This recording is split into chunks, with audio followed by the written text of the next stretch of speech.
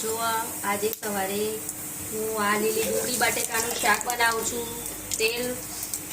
તેલ ગરમ કર્યું, એમાં રઈ, જીરું, હિંગ નાખી, પછી સામાન્ય હળદર નાખું છું. પછી આમ શાકનો વઘાર કરું છું.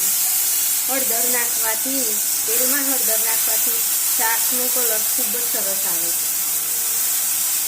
ટેસ્ટ પણ ખૂબ સરસ આવે.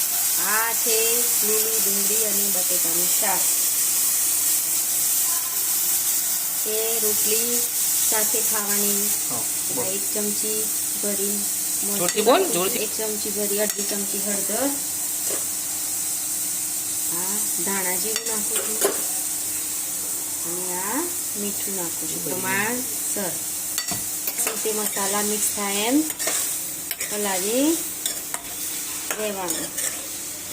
તમે જોઈ શકો છો તેલમાં હળદર નાખવાથી કેટલો સુંદર કલર આવ્યો છે, તમે જોઈ શકો છો. લીલી ડુંગળી અને બટેકાનું શાક છે, ગરમ ગરમ રોટલી સાથે ખાવાથી ખૂબ સરસ લાગે છે.